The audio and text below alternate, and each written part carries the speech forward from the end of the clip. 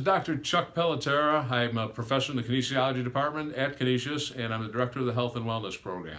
I've been asked to do an at-home exercise video for everybody, and I'm going to do that, and along with myself, you're going to see my daughter Shannon, come here, from the class of 2017. She's an alumnus, and she's going to be helping me out with this video.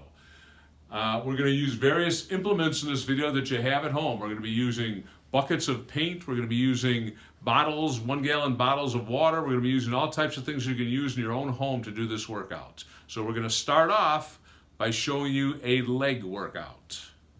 As I mentioned, the first exercise group we're going to give you is exercises specifically for your legs. The first one we're going to do is what we call a wall squat. Shannon, if you could step in here.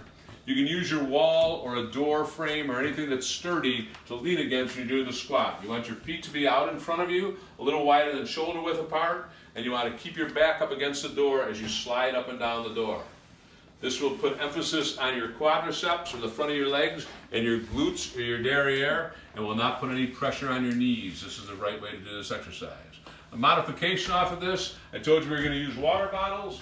These are 2 1-gallon water jugs that are full of water. They give us a significant amount of weight, and you can add a little resistance to the exercise by doing that.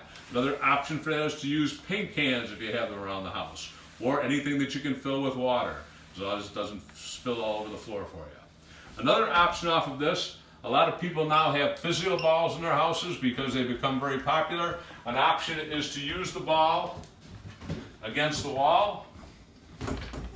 It makes it a little smoother transition into the exercise. Same thing here, you can either do it with or without weights. Shannon's just going to do it without weights just to show you another variation of this exercise. And this again works the quadriceps and the gluteals as well. Another leg exercise we really like are walking lunges. A walking lunge exercise, same idea here. You want to make sure that the knee does not come out over your foot and you're walking across the room. With most of these exercises, we want to do between 12 and 15 repetitions of each one of these, usually about 3 sets.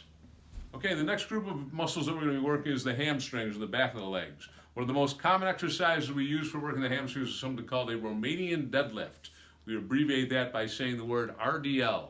And here's the exercise right here. You're bending forward at the waist, keeping your legs at the same angle all the way throughout the exercise, and this movement you will actually feel in the back of your legs, your hamstrings, if you're doing it properly.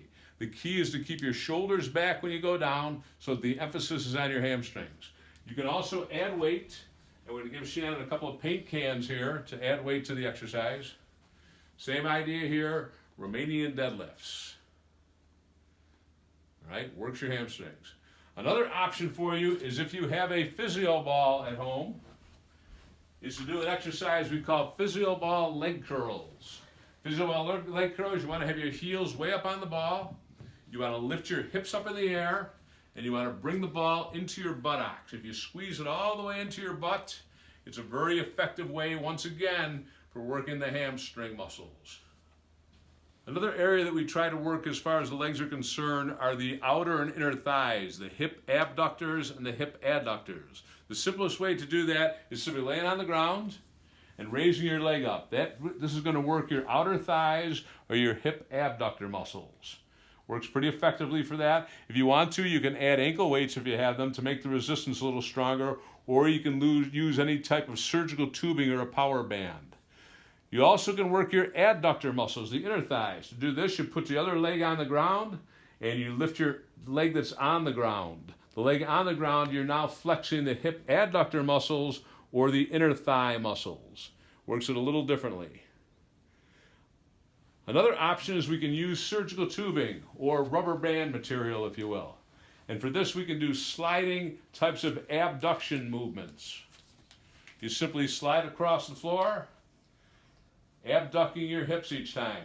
It works your outer thighs once again. Doesn't do so much for your inner thighs, but does a very good job for the outer thighs. Okay, the calves are a very easy group of muscles to work out at home. All you need is your staircase at home. Any type of stair will do. And simply you're going to put your toes or the balls of your feet up on the stair, and you're simply going up and down on your toes. You want to keep your legs relatively straight in this exercise, and you go up as high as you can and go down as low as you can. Get a little more stretch on those, Shannon. There you go. All the way up and all the way down. To modify this, to make it a little harder, you can double your resistance by simply doing them one leg at a time. This isn't for everyone, but if you feel like your calves are strong enough to do so, you get to double the resistance once again.